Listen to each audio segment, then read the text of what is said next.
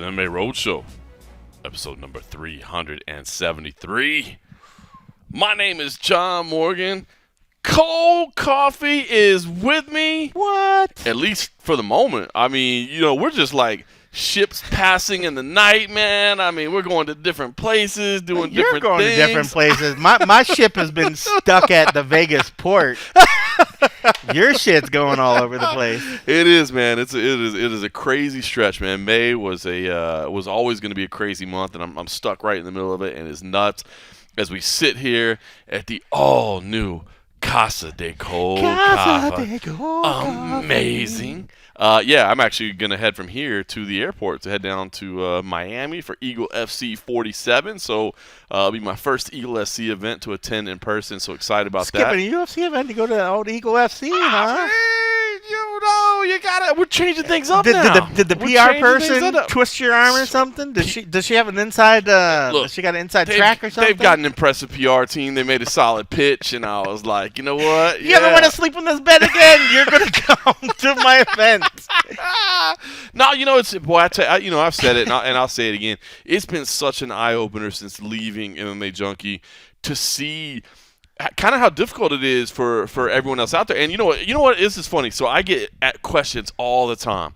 Hey, man, can you give me some advice? Can you give me – how do I get into this? How did you get the first question? Why do you always get the first question? Not about the first question thing. What do you got on Dana? That's going to be me till I die, so don't ask about that. That's just going to happen. No, but, people ask me, like, hey, how do I get in this business? What do I do? Blah, blah, blah, et cetera. But you know what, man? It has really been such an eye-opener for me, and I've talked about it before, but I'll just say it again real quick, how important unique content is in doing something a little bit different. I mean, it's hard to go to these UFC events where MMA Junkie, MMA Fighting, MMA Weekly, etc. They post all the same content. Like, how do you get your content noticed? You can't. You got to have unique content. So in some ways, it kind of makes more sense. But yeah, I mean, I want to go see an Eagle FC event as well, and maybe hopefully get a little time with the Beat Nurmagomedov and maybe some of the hosts and all that. Obviously, they have an all-star crew of broadcast teams. So it's been interesting. But listen, I don't want to just talk about what I'm doing, because here's the thing: is that when I talk about ships passing in the night, when I talk about the different things that we're doing and that sort of thing, last week, obviously, I didn't get a chance to hang out with you because I was at Cage Fury Fighting Championships. Look at you. Working with my man CM Punk, which, by the way, my man CM Punk is so busy these days that we got finished early enough in the day, because we had an afternoon show. We led into the UFC event. We got finished early enough in the day that he actually bounced from the venue and took off to the airport so before he could go it was home. over. Because you guys went over to like the post-lims. Post-lims. We called them post-lims too, like Bellator used to do. So, so y'all biting off Bellator, biting off number two. I mean, I'm not saying number two. I'm not saying that we copied it from them. I'm saying that they had adopted that style from us years previously. Oh, that's what it was. Some Inception. I don't know how do we make that work. How do we make it work that I didn't just say that? But no, definitely not their concept. But you got to remember what we're doing. So it is the same concept, right? Like we're in a casino, and it is hard. Like, think about it. So Fight Pass says, hey, you guys can have this date, but it's in the afternoon. It's like, bro, CFFC's got to sell tickets on a Saturday afternoon, which is tough, So what we end up doing is, posting some of the locals and some of the biggest ticket sellers stuff after the Fight Pass event. Kind of like what Bellator does. I mean, at one point in time. But we came up with it first later, which was our thing. They knew about it. We gave them the business plan and all that. Sorry, Rob. I tried to do the best I could on that. I don't feel like I've walked my way out of that yet. So, and now I know you talked about this before. Rob's kind of split a little bit to take over more of like the grappling thing. So there's like this new. I kept hearing CM sort of say the new president or whatever. Brad Bolton, who is the guy that joined you after Punk left. Yep. Yeah. Exactly. So Brad jumped on the post. I watched. Stream. I appreciate that. I'm one of the views that watched that show. That means a lot to me, man. If I'd known that, I'd give it a little shout out. I was waiting for my shout. It's the only reason I tuned in. Oh man, I'd give it a shout out. I thought like broadcast partners. I thought podcast partners get a shout out. You should have let me know, dog. I would have. You know me. I'm very humble. I'm humble pie.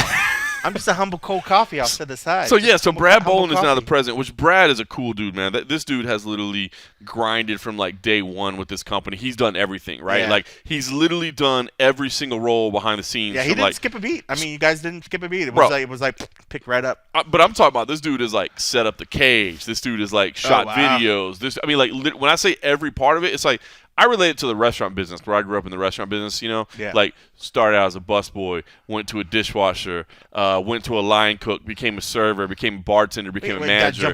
Can't jump over the expo position. Expo Gotta position. have expo in there gotta be somewhere. that expo position. That's what I'm saying. So literally, that's what Brad has done. But yeah, so Rob Haydack is now the CEO, which is going to put him over both brands of Fury Grappling and Cage Fury Fighting Championships, whereas Brad is going to focus on the day-to-day of CFFC. So we're going to try to keep growing this this grappling brand. You know what I mean? We've got another one at the end of the month, man. Next week, actually, we got back-to-backs in Philadelphia, which I'm excited about.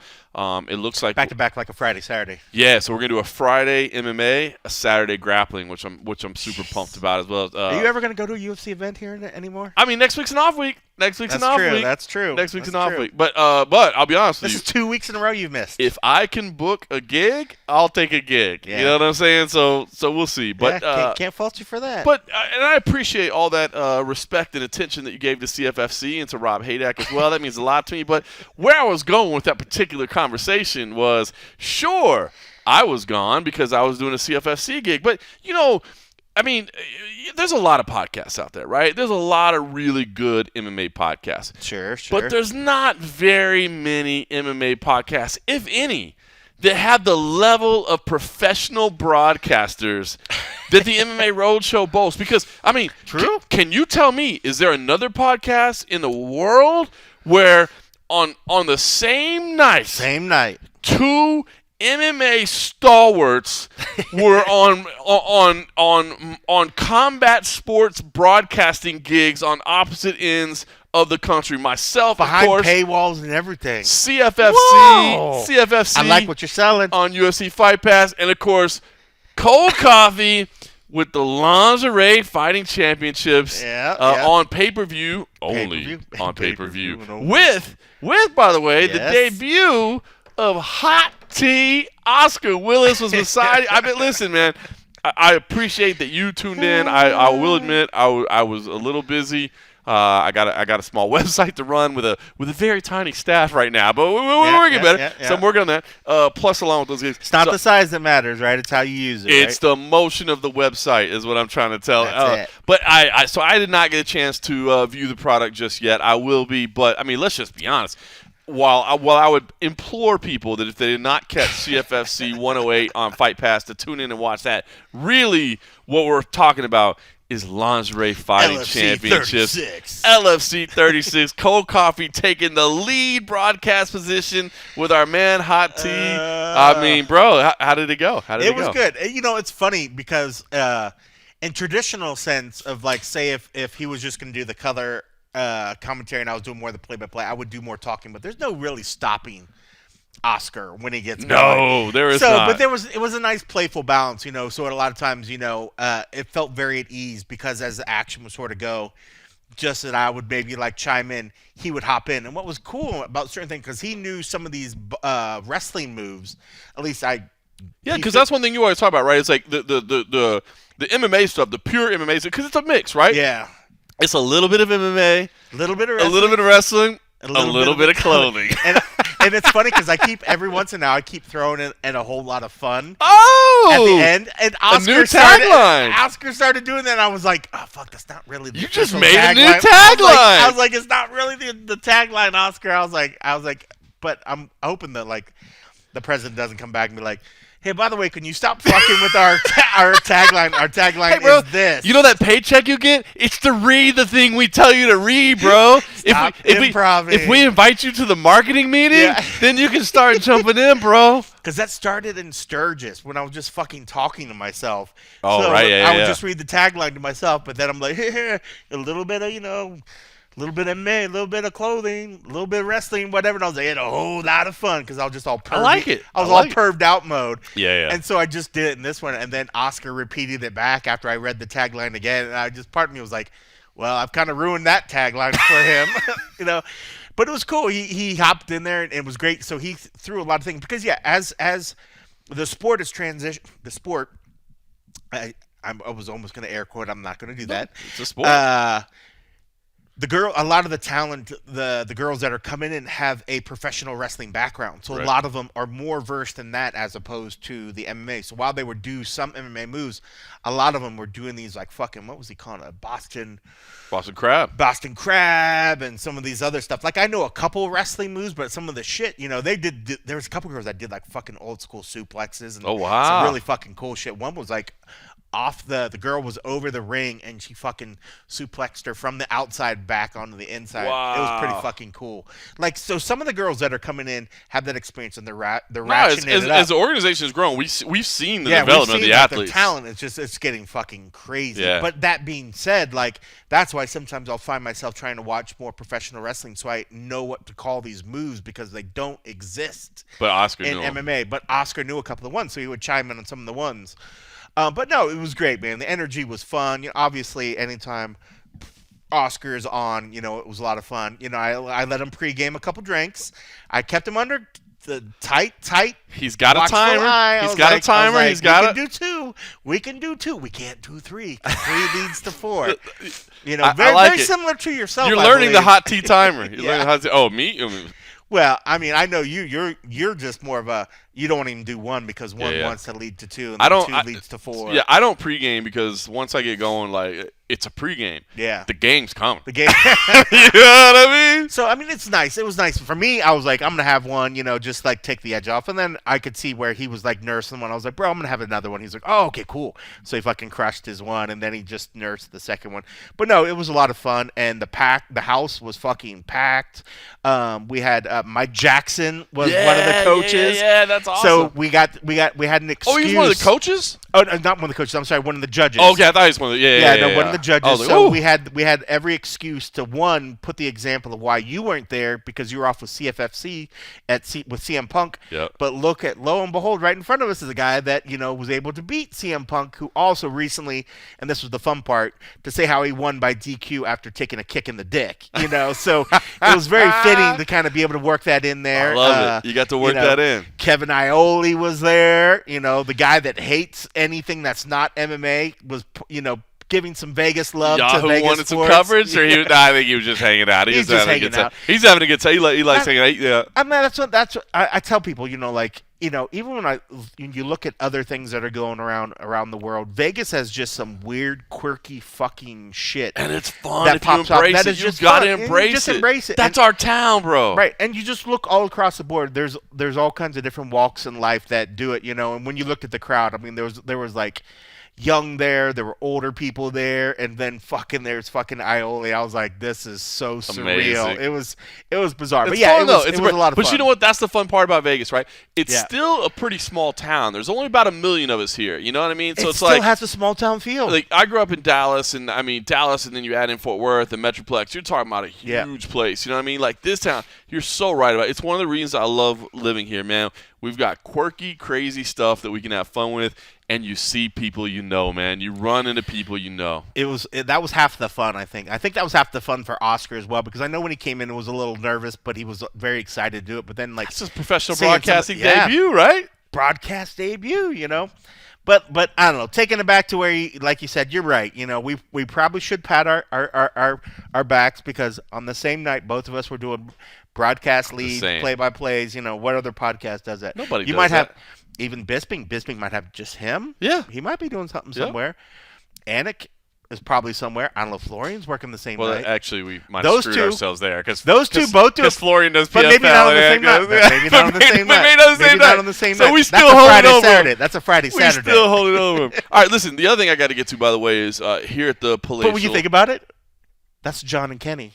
Oh, it's so weird. We're John and Kenny. Isn't that the weirdest thing ever? I just noticed that the other day. Yeah. It's John and Kenny and John and Kenny. I mean, something with that. Neck and neck, you know what I'm saying? It's basically the same. That's just the universe saying that, we wanted a John and Kenny duo to do this. Let's just do it both. This is like some comic book multiverse stuff. Like That's some metaverse fucking weird shit. All right, listen, the other thing I got to talk about. And we're very similar. You look at them, you look at us. Well, no, we're multiverse.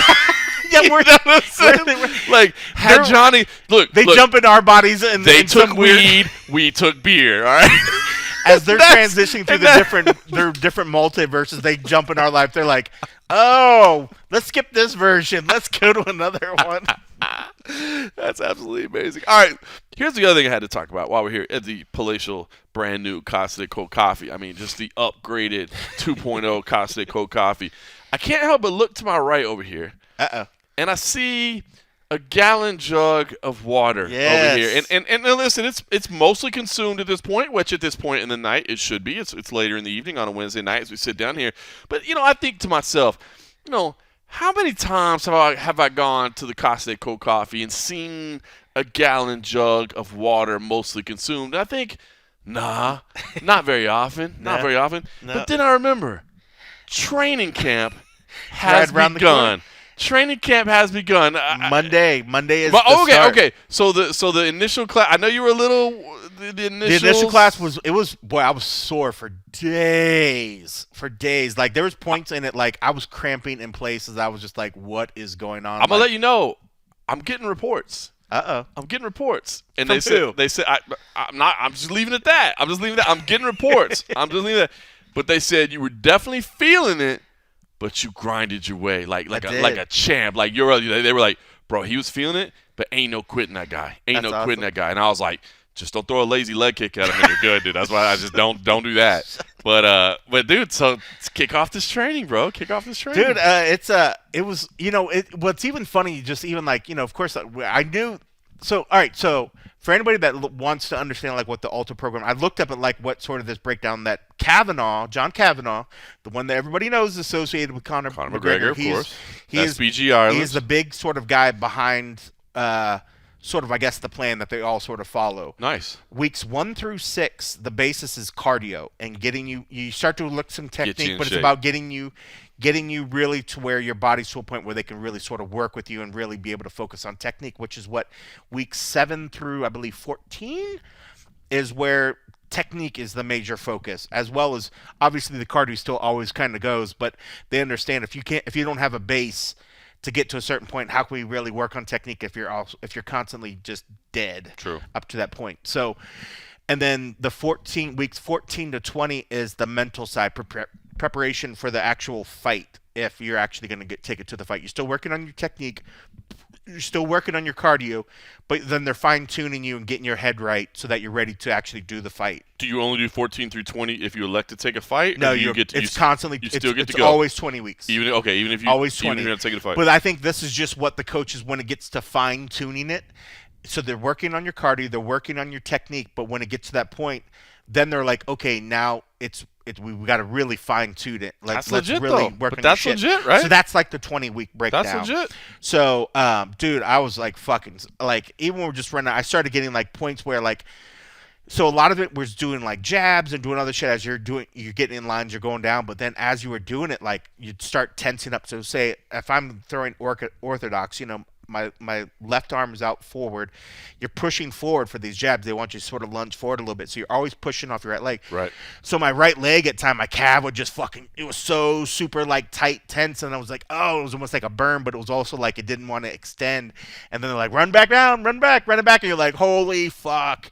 And then at the same time, like, I was like just trying to like jog and breathe. And I was like, I'm like trying to breathe. But then at times my back would start cramping. I was cramping. I was getting like severe sort of cramps in my like just chest and back area to the point where your body doesn't want to move. But then you're like, okay, let's go back down through this line, try to do it. And then you're just like fighting all this other shit. While at the same time, I was like, they're like, oh, take a water break. I'm like, I don't want to take another water break because I'm afraid I'm going to cramp up more. So then I'm just like trying to stretch and do all this shit. And then I'm just like, I'm just going to go and fucking stretch over here. But yeah, I mean, a lot of it was just fighting my body that was like, what the fuck are you doing? So, but it was great. I mean, like, we started doing some technique shit, but it was like, every coach is going to have their own sort of way. But you also realize that as you start to do it, and this is the part that we always say, how many times do we watch these fights and then it gets to the third round and you start seeing guys gas out, the technique goes out the fucking window. Right.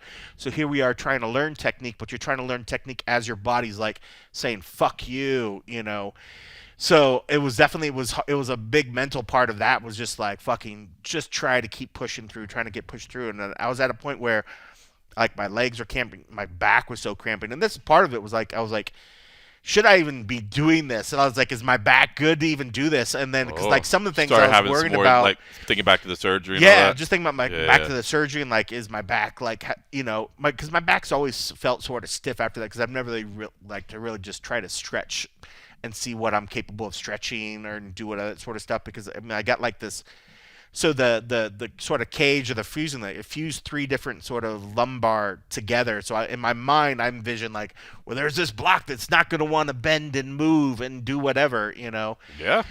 So I always was sort of feeling stiff, but then there's a point they're like, okay, then we got to the point where, all right, we just do a 1-2, and then you sprawl. And I'm like, fucking sprawl. In my head, all I can think of is like burpees. I'm just like, I don't fucking sprawl. It's a burpee. So exactly what I it was is. treating it like a modified burpee, where it was like, so instead of not doing it, I didn't fucking just flat lay out and sprawl. I just more like step down, go into a burpee, did a push up, and then pushed up. I can see which that. Yeah. It was my own version of just trying to just keep keep a it real going. true sprawl. Yeah, it wasn't like a true sprawl. Yeah. I mean, I think as my physicality gets better and as I'm confident that I'm not gonna like fuck something up, I had a lot of fucking weight to like just improperly throw down when I'm not like, especially if I'm tired and then you do poor form. Last thing I want to do is just do a fat fucking just flop on the floor and fuck myself up. It's funny because Oscar did a couple sprawls and he hit his dick on the ground. He's like, oh, my dick. And then he hopped up, and then I was like, hee hee hee. And then I'd laugh because so he partnered up with me. He was great about it. But dude, yeah, I mean, I was sore for days after that, you know, but honestly it felt good because I was like, fuck, I'm sore, but I felt good. I was proud that I made the moves. But yeah, I mean, Monday's is like the start of it. So I've been trying to wake up a little bit early in the morning, so right? Like 6 a.m. or not something? as early as at 7 to 8:30. So the only point that poses a problem is on Fridays. So we told him that you know, a few of us are gonna have to cut out early. So it's probably like run 7 to 8, and I'm just take my sweaty ass over there and do whatever. That's gonna be a tight window. It's gonna be tight. That's why I might even. But you're really close because like, it's Extreme Couture, right? It's literally a 5 to 6 minute drive down the road. I might even take it 7 to 7:45 or something. Yeah, I'd do 7:45 just to be safe. And just push him like, hey, can we just make it up? It just because it is. I mean, I can't fuck my job because of this thing I'm doing off to the side or whatever. But they've been gracious. They understand the schedule. You know, we've been honest and say like, dude, there's gonna be times sometimes we're gonna have to travel. We're gonna be on the road. I was like, I don't know if that's a matter if you can assign some fucking work and we can try to do some shit. Dude, that'd be cool if you guys found a little workout room. You're like, hey, let's get together at this time and we'll do it. You know, and props to you guys, man. Props to you guys. You know, even knowing the coaches we know, you know, it's funny. Safe. I saw him, and I was like, dude, you know, so I'm gonna do it. I was like, I'd love to, you know, if you're here sometime, if I could just reach out. He's like, bro, he's like, you're my friend. Just fucking do That's it. awesome, just call man. me, you know. And I thought about that. I was like, we know enough people that if we get a workout on the road, you're like, hey, I think we could bug somebody to be like, bro, we're all together. Yeah. Like, just come hit us up for an hour or whatever. You actually could. Good for you guys, You know, man. I'm proud of you guys. so- I mean, So honestly. I mean, the goal is to stick through it. I mean, so we'll see. I mean, I was proud that we made it through. I mean, it'd be interesting to see who, you know, what surprised me about it is we went around the room and the minority was people like myself that were just like, I just want to reclaim some health and just get back in shape. A lot of people were like, some of the guys were like, you know, fighting might be something I want to do, you know, so I want to see, you know, get a glimpse to see if this is something for me. And I was like, don't throw really? a lazy leg kick at me. I'm just saying. But I was just I'm just saying. You know, I guess that's one way. If you're, I mean, hell of a test run, nice test run, I mean, right? I guess if you're like, how do I break in MMA? Yeah, because I don't. You know, what's like, fun? That's interesting. So obviously, Alta, as you said, I guess they could always just join a gym, but I guess this is their way of saying like. But you know what? That's intriguing, right? So Alta used to be Wimp to Warrior, right? And they rebranded, and good for them on rebranding. I didn't necessarily, but I mean, Wimp to Warrior, I guess maybe isn't the greatest name or whatever. But you know what's funny is, I never thought about that because that really does change the. I thought, like you said, that everybody is basically just like, hey, I like this sport. It looks like a great way to get in shape. I want to try to do this. Right. But now, to hear this people is a say chance like, hey, I can make a test run at this and see if this fits me. That's not a. There that's were a interesting. majority of the guys. There was a handful of us that were like. I bet that's not a market. I wonder if that's a market they anticipated and that was part of the brand change, or if that's just like. I wonder if that's because you're at Vegas and you're at Extreme. I wonder if it was a random gym elsewhere. That's true. We are in Las Vegas, so that might have something to do with it too. And I think the fact that if there was 2 versions here in town, I think there is another gym somewhere, or maybe it's still at Extreme, but it's like a nighttime or something. Because I think they're going to open up maybe another class if there were enough people or whatever. Say if there was a gym in Vegas, and then say there's a gym in Reno that's doing it.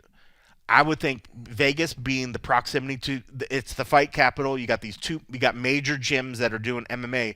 I wonder if, say, like a Reno or one that's just in the middle of like Columbus, Ohio or something, are they going to have people that are like, I want to try this because I want to break into MMA? Or is it the fact that people here like, I'm here in Vegas. This is a gym that has professional fighters in here every single day walking around.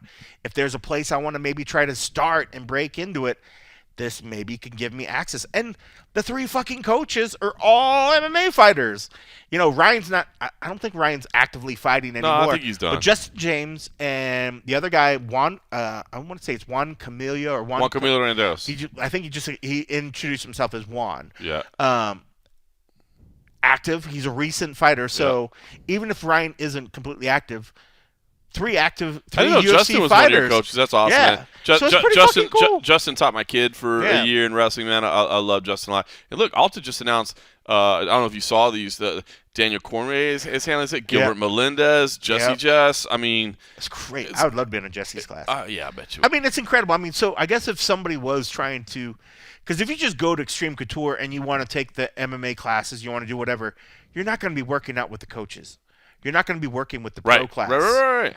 So I guess I can see the point of where they're like, how can I get access to professional coaches that do the sport, and maybe they can take and look at me and say, bro, you have something about you. How many times have we heard that where coaches have seen talent and something, they're like, bro, you need to come back. Yeah. You need to really take a look in that. So I don't know if that's what their mindset is for some of these people, but I was a little surprised. I was surprised that as they went around, I was like, this guy's like, oh, I think I want to maybe look into getting into fighting.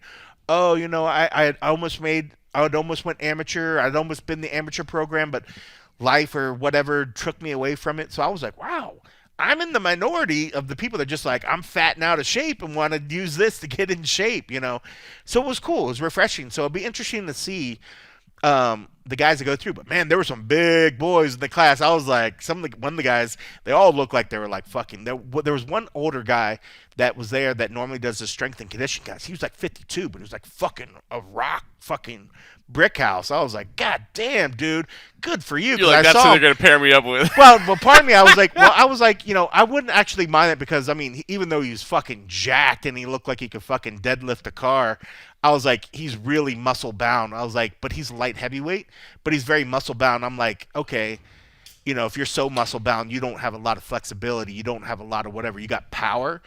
But that's, we've seen a lot of guys tire out, but that's me overthinking it anyways. But there were some young cats that looked like, there's this one dude looked like he could have been a fucking linebacker. Looked like he was like 32.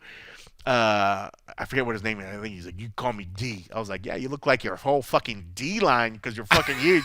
I was like, I don't want to fight you. I do not want to fight you, son. But yeah, I mean, dude, I think it's gonna be fun. I mean, I've been trying to wake up a little bit, but yeah, the water down there is. So I ate some chicken and rice. I'm following the Matt Brown diet of trying to eat more chicken and rice, and then I was like, okay, just be good and just drink water. And then I came over to do the podcast, hotter. And we started. Well, I wasn't able to properly drink on the last podcast, so we had to make up for it. And we did a little of the Duke tonight. We finished off the Duke. If anybody hasn't figured that out already by the Cold Coffee's use of the F-bomb tonight, we may have had a couple. A bunch? Oh yeah. Have I? Oh yeah. Oh yeah. I haven't even noticed it. I apologize. Is it too late to say this episode is not safe for work? Have I really said a bunch? A lot. No. But you know me, I'm just chilling. You're exaggerating. All right. People, hit up Cold Coffee on Twitter, let him know. Or, better yet, go to patreon.com/the MMA Roadshow. Give him his feedback. How many there. think I've said? I've lost count at like 100. It cannot be. Shut 50. F you. How about that? F you. All right, listen. Hey, all right. So listen, I did want to ask you real quick about your thoughts about this. And obviously we always break down a UFC card on the and a half episode over at patreon.com/MMA Roadshow. But first of all, let me give a shout out to a couple of people, by the way. I'll leave them nameless, that hit plus 1,800 parlays last week by adding in the Andre Petrosky win along with Jan Blachowicz by KO, which Jan Blachowicz did not necessarily win by KO, but guess what? An injury counts as a TKO, and a couple of guys I knew did very well hitting plus 1,800 parlays in that. So I want to give them a shout out. How many legs were on the parlay? Just 2. That was it. Plus 1,800 for Andre Petrosky to win by any means, and Jan by KO. And that came out as plus 1,800. Wow, that's big. Yeah, they scored. So that's what I always mess up because like parlays for me, it's like a $5 bet. And I try to max 10 out teams 10, or whatever. 10 legs, 8 legs, depending on what the app is, and maybe let you do it or whatever.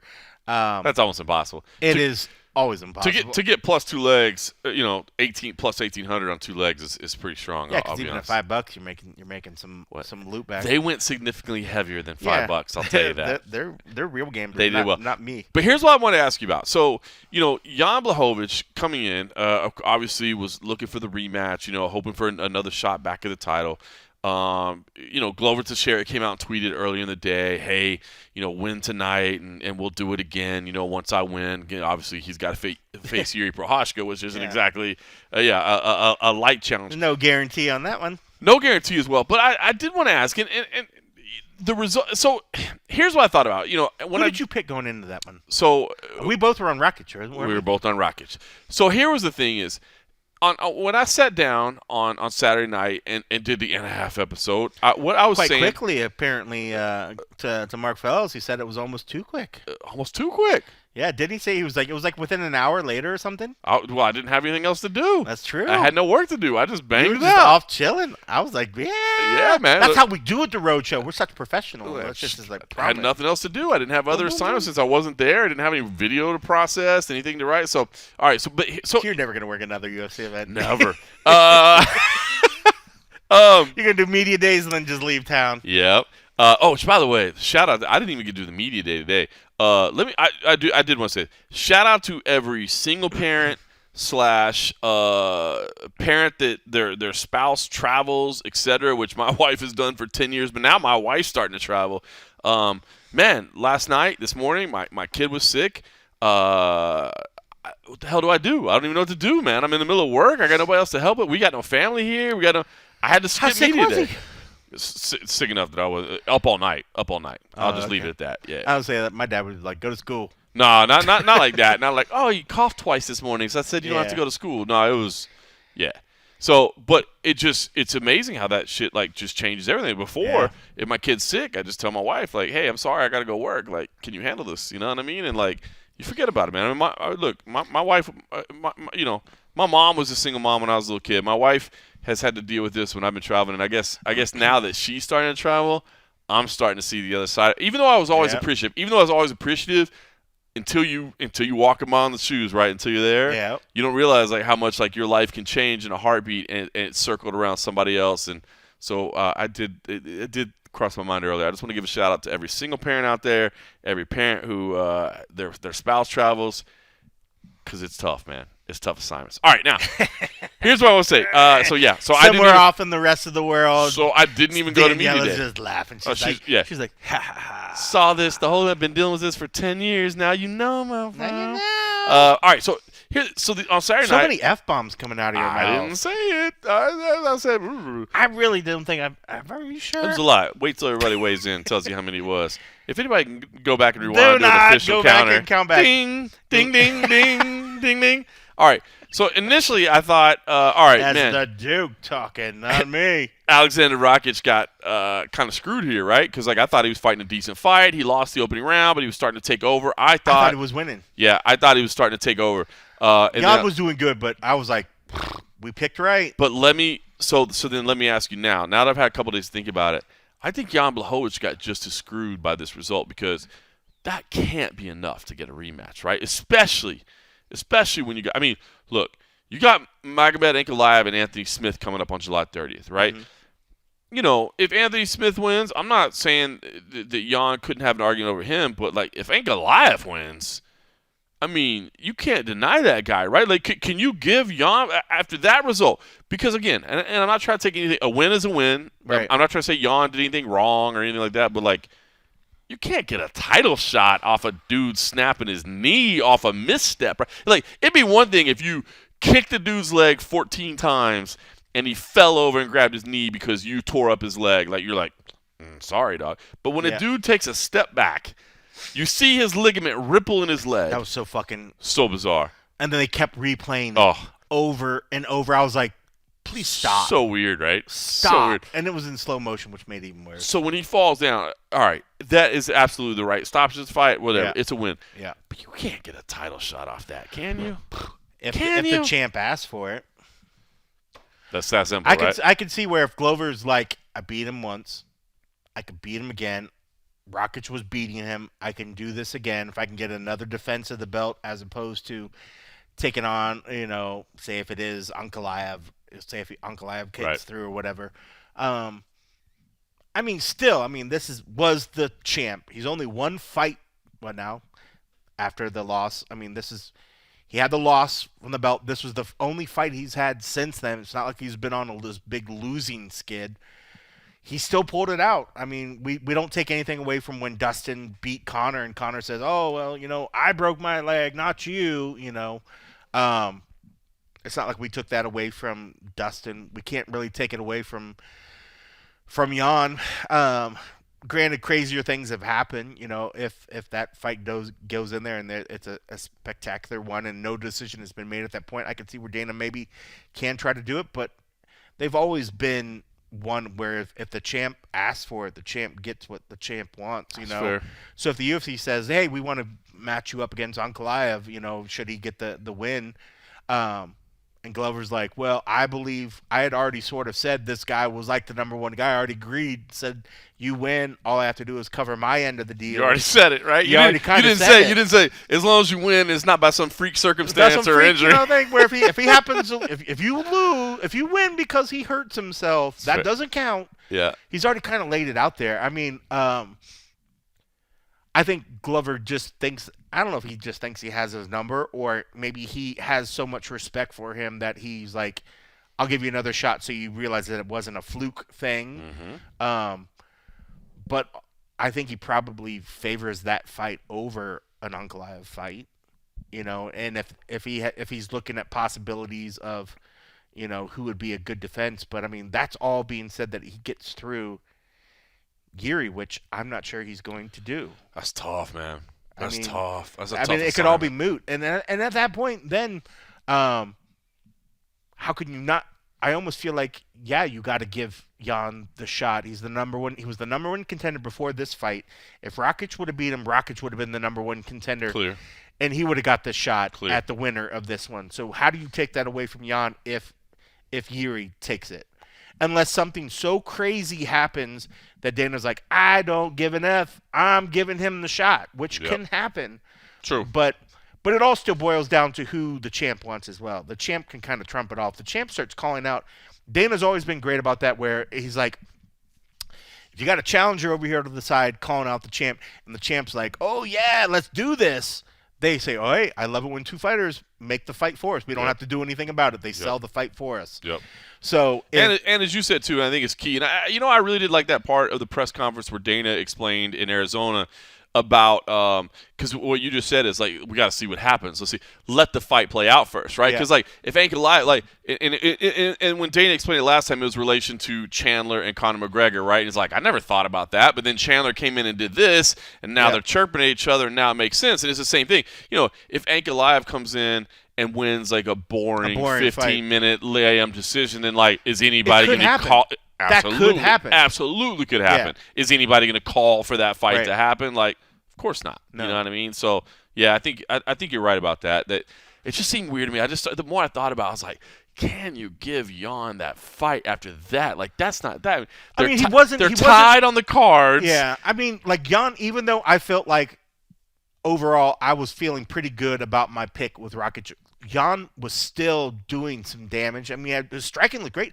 I think it maybe would look worse too because he took the eye injury. His eye, that crazy like inside the eye bleeder. Oh yeah. That man, that was a a crazy bad spot. weird What a look. bad Yeah, spot. I mean, like when the doc looked at that, I was like, oh my god, that's under the eye, but it's also so, in the eye as Yeah. well.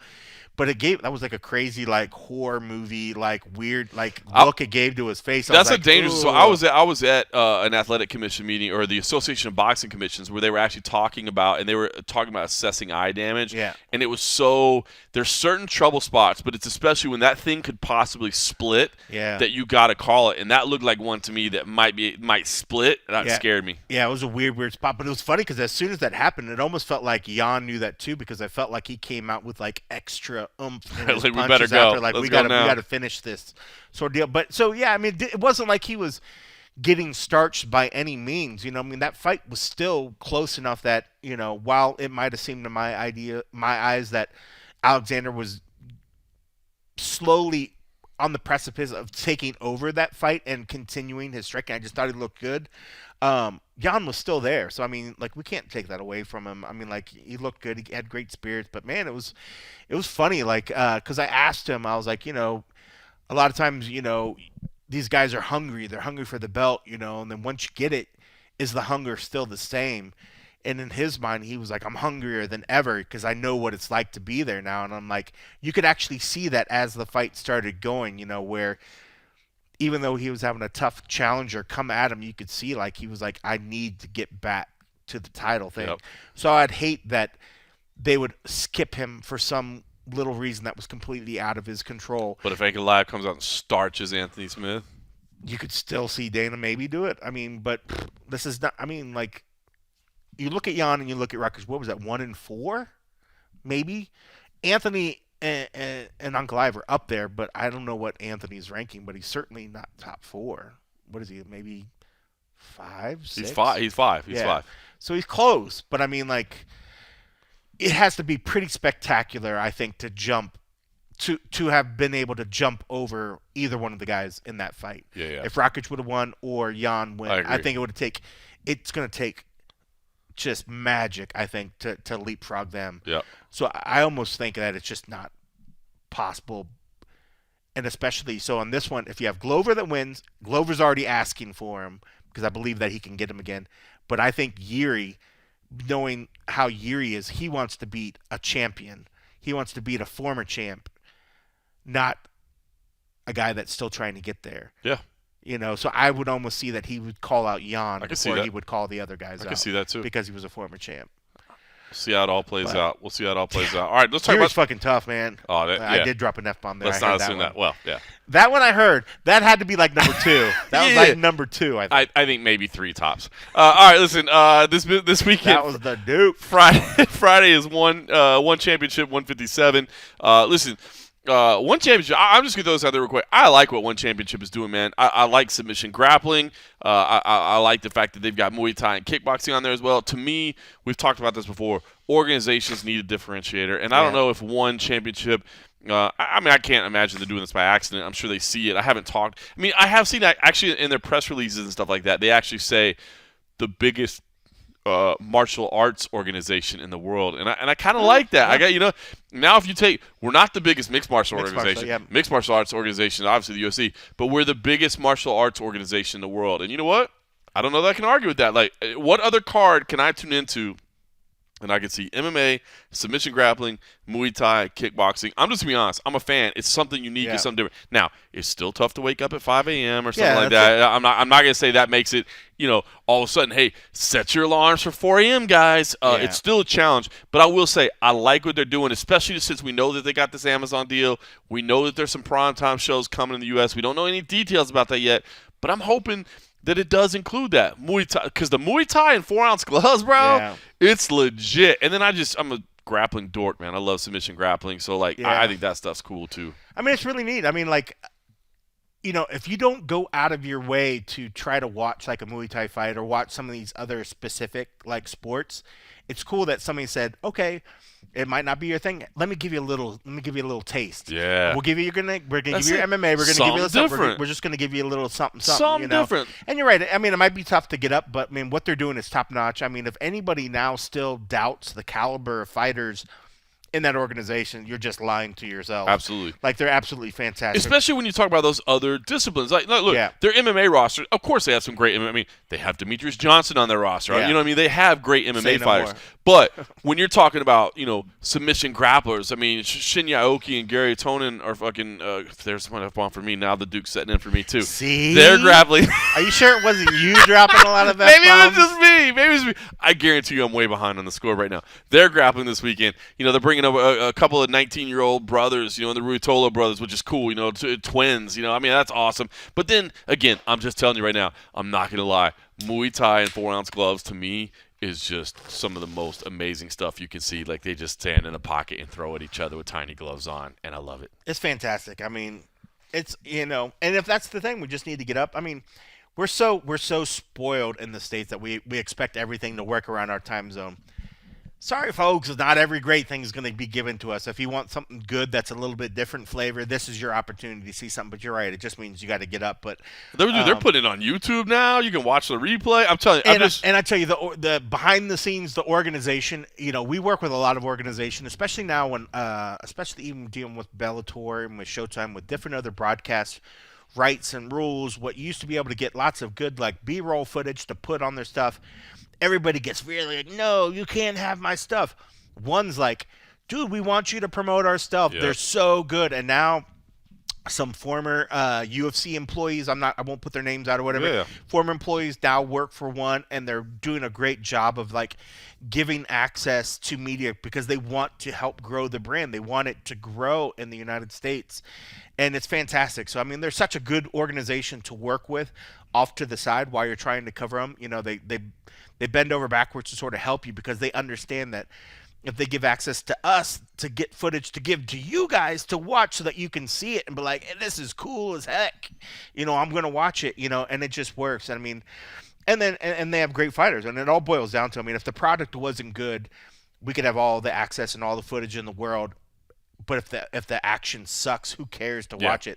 But fortunately, in this, the action's fun and the fights are good, and I mean it's just fantastic. And we're seeing fighters that we would never have an opportunity to see in the U.S. We say over and over and over, like I'm always amazed when the UFC finds these fighters, these such talented people, and like, where the heck did you find these people? Yeah. But to see people in other countries that we would never, ever, ever see if it wasn't for somebody like one or somebody bringing them to light, and these fighters are studs, man. They're just incredible. I saw a thing today, and I apologize because I can't remember who tweeted it right now, so I apologize whoever tweeted it. So Ari Emanuel was doing, I believe, an earnings call today. And one of the stats. You a stockholder or something, huh? You listening to earnings? No, I saw a tweet. I saw a tweet. Okay. But that he confirmed, and this is something that you and I have talked about for a long time, that people that only look at the U.S. market to determine like the popularity of mixed martial arts and are making a huge mistake, right? Yeah. He confirmed on this earnings call that 90% of UFC viewership is outside of the United States. Wow. Think about that. That's crazy. So that's how you. So all this thing that we've been covering for years and years and years, right? Where people, I mean, how many people have we met, especially now as this thing goes on, where they're like, well, I grew up and I was watching the UFC on TV and I was like, I'm going to do that. You know what I mean? Which didn't happen in the beginning. But now, like, you got kids that are, they're 8 years old and they watch a fight and they're like, I'm going to do that. Yeah. Well, guess what?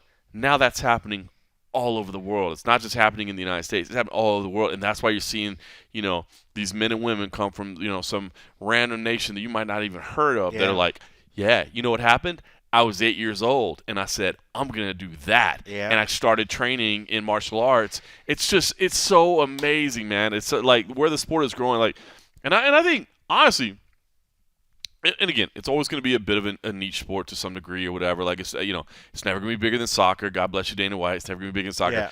But there are enough names and people to cover multiple organizations around the planet, And I'm telling you, I think, and then we've talked about this before, that I think that big catalyst that we're waiting to see or that could help trigger, if it ever made it to the Olympics.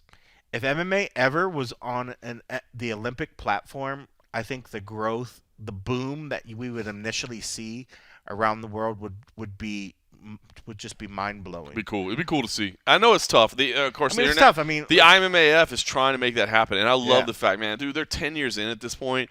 Man, the IMMAF. I remember when they launched in Sweden 10 years ago, and I was like, man, they got a long road ahead. Like, I don't know if they're gonna be able to do this. God bless them if they've stuck with it, and they're trying to make this stuff happen, dude. Well, even look at this year. Like, what was it?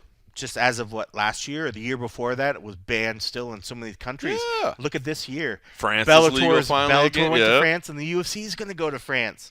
Like, this is crazy. This is just like year. And just think about it. How long ago was it when they were like, New York, we're waiting to get into New York, man. They're the final big push that we're going. And it was like, MMA's not even in New York now. And look at this spread that's been going, and as much as this is still like this niche sport in the sense of comparing it to an NFL, an NBA, a soccer, or any of these other huge other international sports like, say, cricket or something that's been long established. Sure. It's starting to break in. It just needs these final pieces to really reach the mainstream to where people say, oh, okay, like I've seen it on TV, but if they see it on something like a Olympic platform or something, I don't know what the other equivalent. I mean, there's no bigger than that. I mean, outside the Olympics, what else is there? Yeah. I mean, if it could ever make it to that point, I just think that every country would just be like, okay, if it's at that point, we can go all in. I've always said this, and I've said this for a long time. So anybody that's known me or has listened to this podcast has known that I've said this for a long time, but I still truly believe it to this day.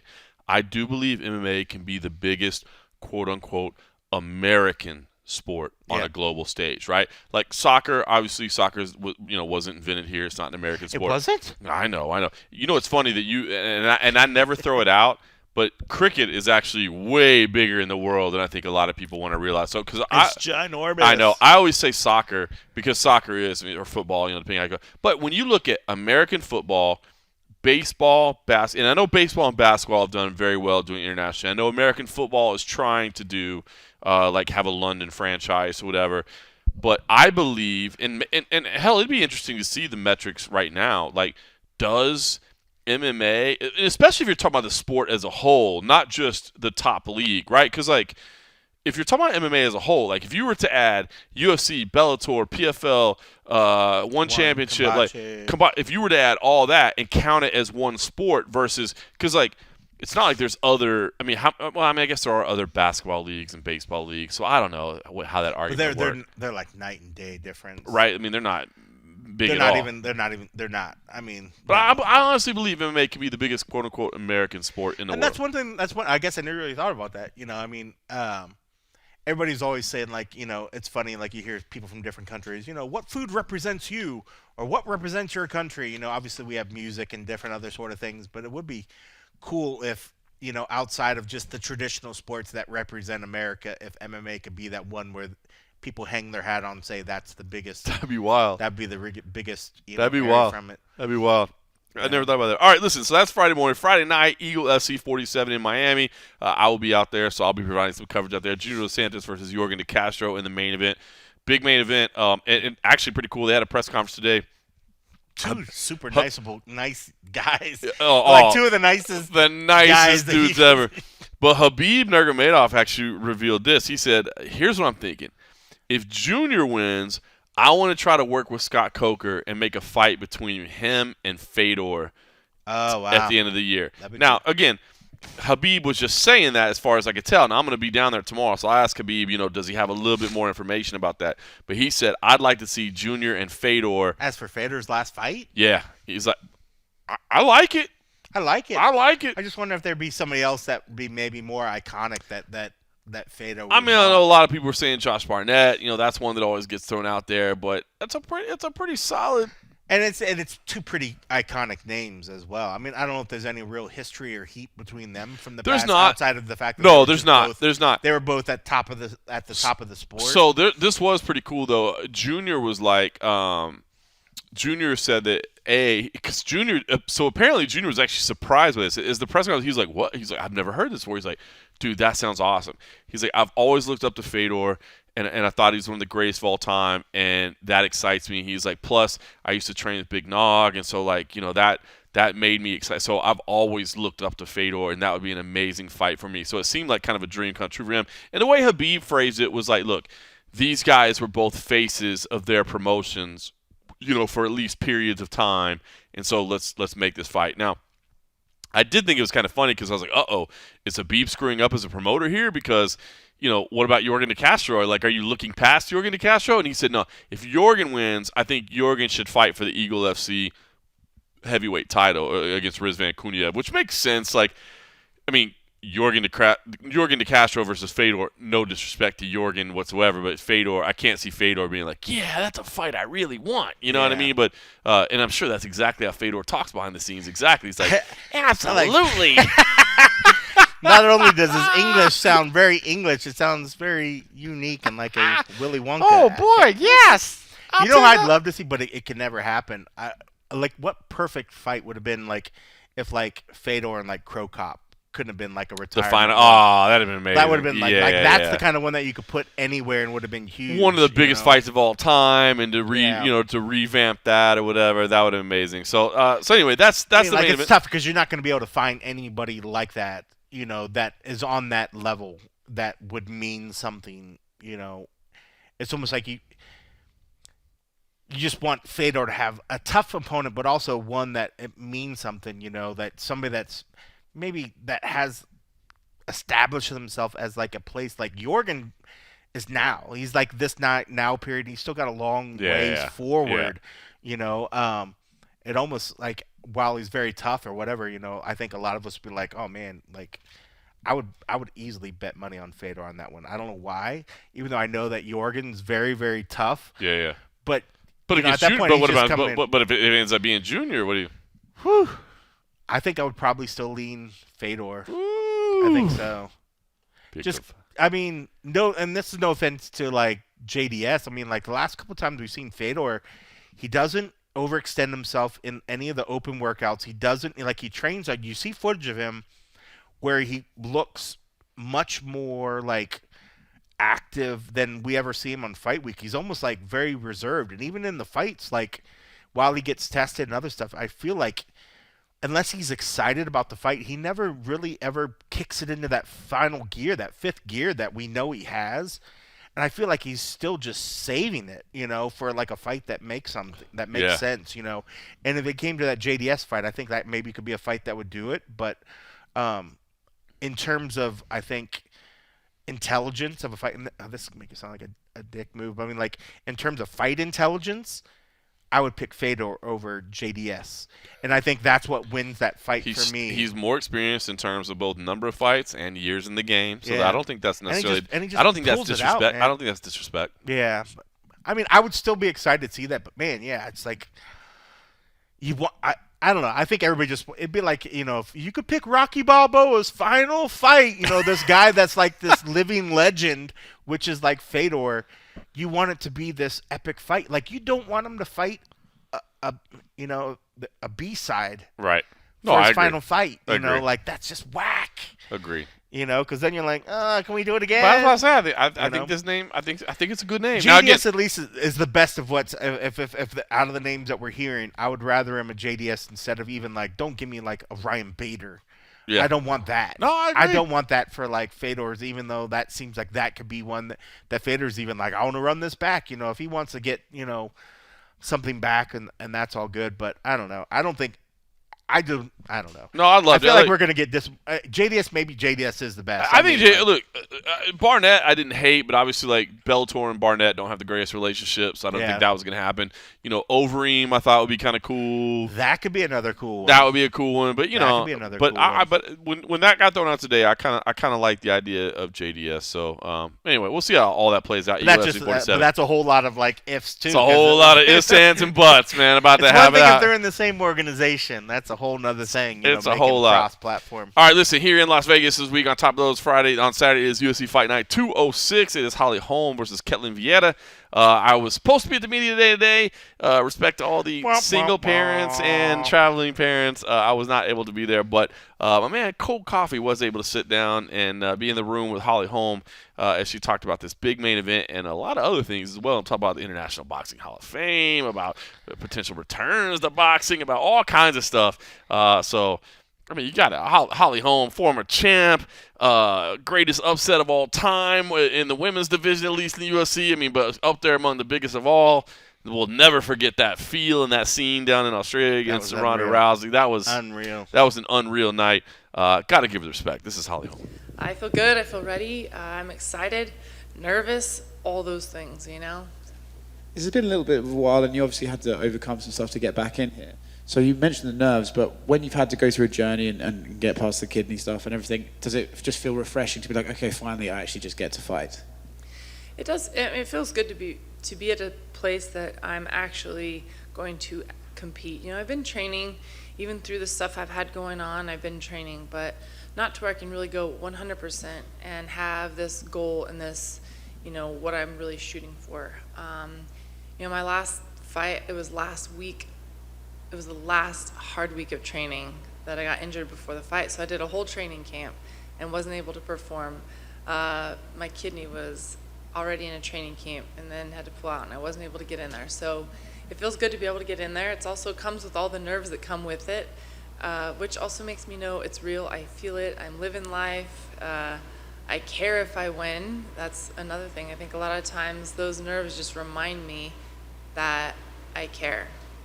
It's an interesting one, right? Because the division is in kind of a different place than the last time you fought. You know, got a new champion. Obviously, they're going to rematch. But Juliana, if she remains champion, it seems like that's a logical matchup should you win on Saturday. So does that sort of put an extra thing on this fight? Or is it just, I have to win regardless, it doesn't matter the bigger picture? Yeah, I have to win regardless because I hate to lose anyway. I just hate to lose, period. No matter what's on the line.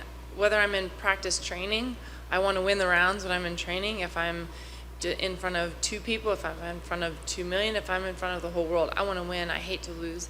And so that's number one. I want to get in there and I want to win Saturday. But also, as far as a career, if you don't win, your next steps and your next options are never as many as you want, or they're more limited, and you take a step back, not a step forward. So yes, in the long run, I need this win so that I can keep progressing forward because I want to get to the belt.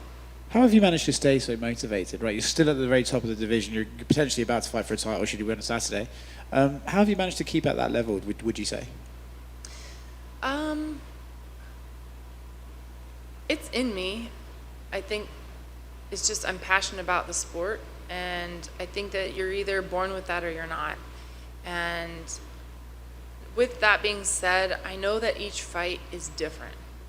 There's a journey that's separate and belongs to each fight, and you can't compare how you feel for one fight to the next. If you do that, you will have a hard time being motivated because, you know, the first time I fought for the title, being the underdog, coming up and having to show everybody and having a shock factor, that will never be replicated, ever.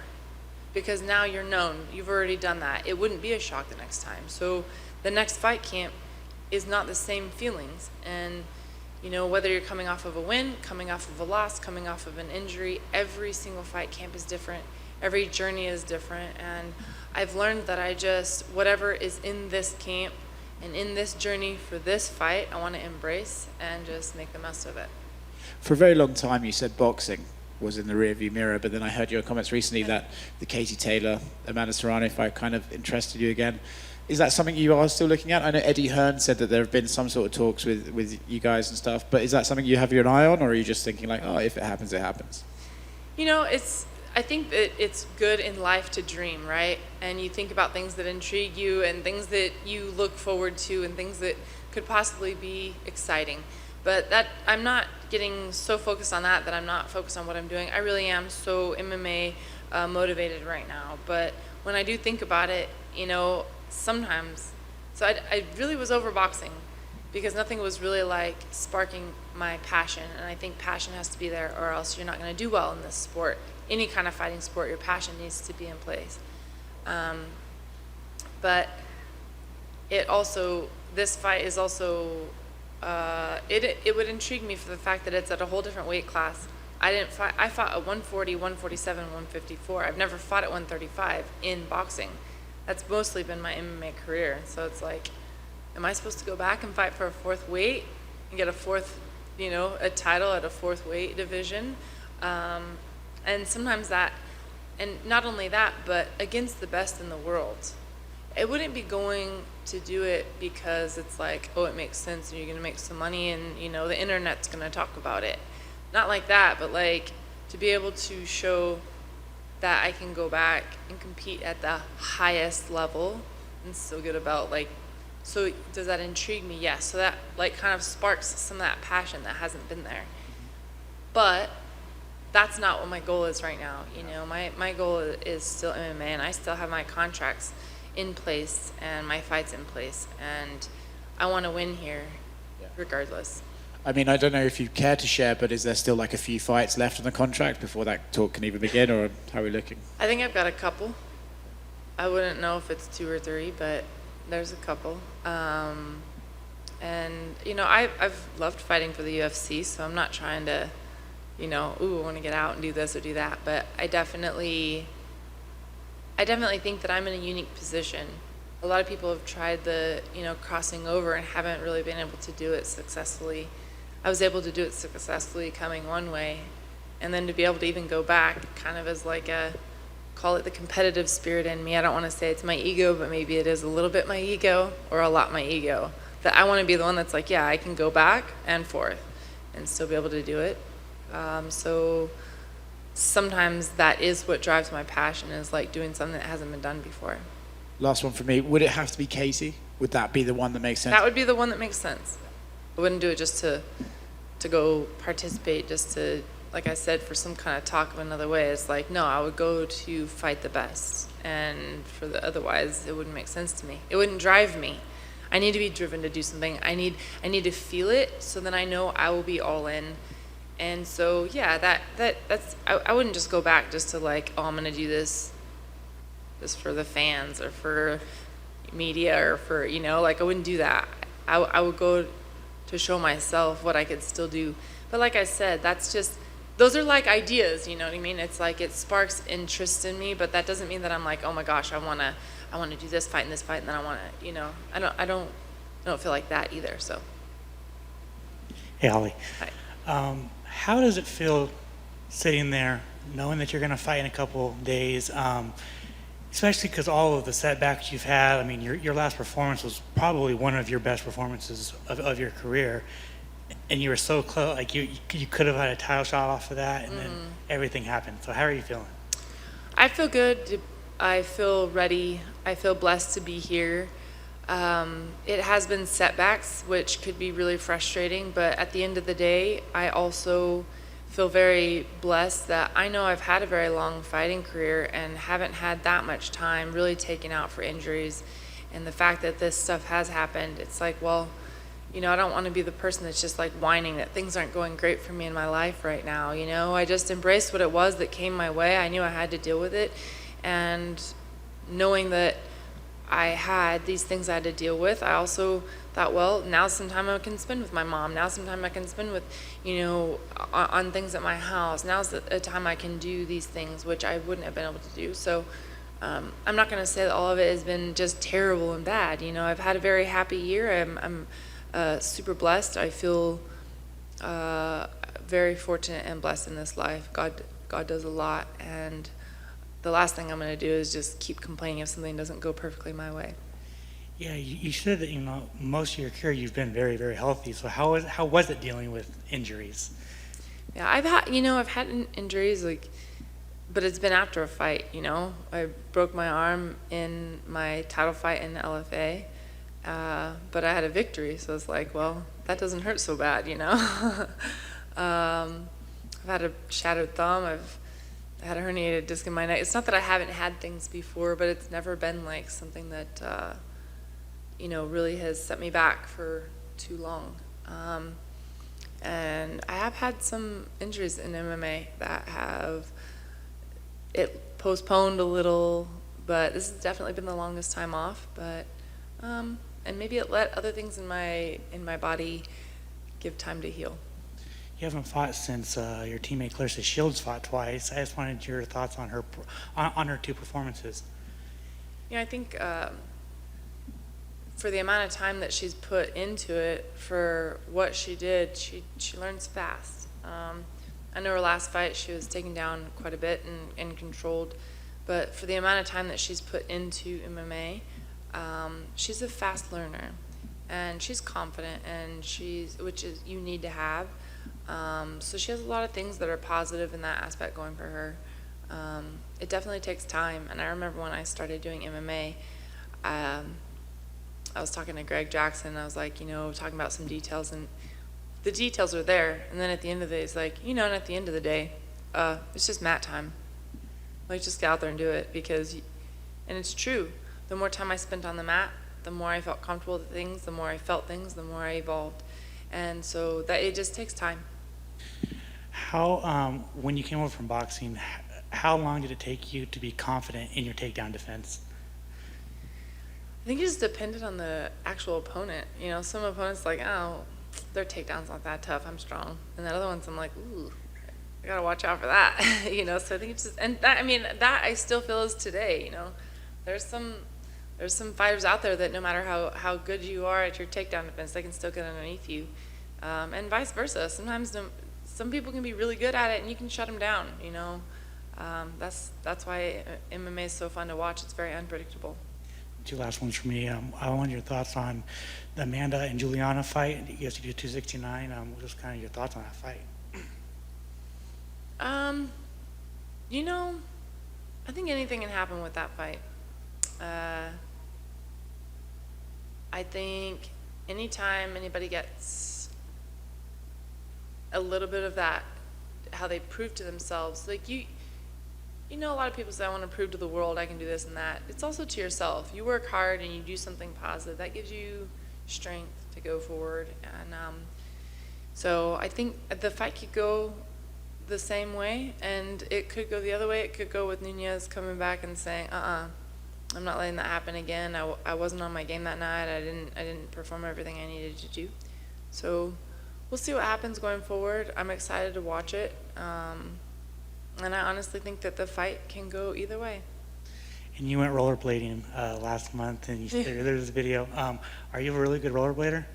I can't say I'm like really good, but I'm comfortable on them. So I actually used to rollerblade when I was little, and we didn't have like a ton of play. Like we did have a full-size basketball court outdoor in front of our house because it was owned by the church. And my dad was the preacher, so we could just go around and around on that all we wanted, or go up and down the road, but nothing too crazy. I didn't really get fancy on doing tricks. I wish I would have, because now I'm like, man, I could have had some skill. But I moved in with my roommate. I had a roommate for a little while in 2018, and she used to go rollerblading. I was like, man, I've been wanting to rollerblade. I've been trying to find. One night we were sitting there, we just Googled shopping on rollerblades, bought some rollerblades, and we started rollerblading together. And we have paths down by, there's the outdoor paths in Albuquerque that are good for that. So we'll go for like 18 miles sometimes or whatever. And then I actually just went to the roller rink for the first time since I was probably in 5th grade, and it was so fun. I was like, I might become a regular. Awesome, cool. Thank you.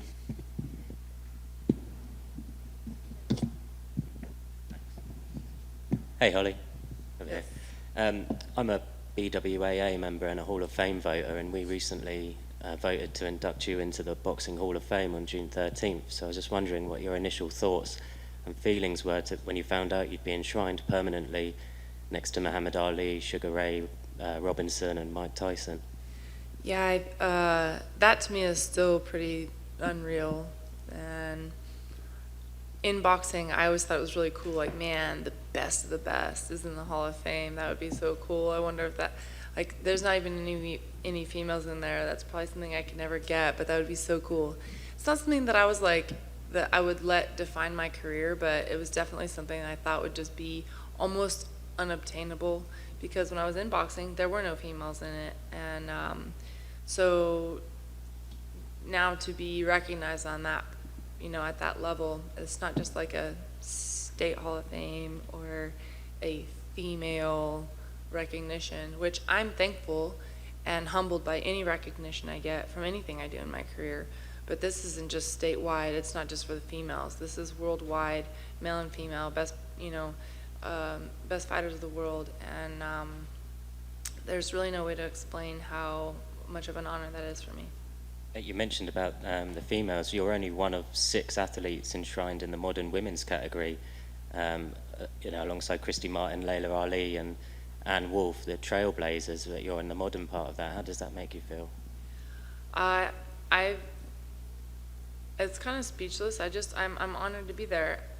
Do I know that I worked hard, and am I proud of it? Yes. It's not that I don't feel like I shouldn't be there. Yeah. But I'm so humbled by it that it's kind of unreal. Do you remember what you were doing when you were found out? I was actually at my dad's house.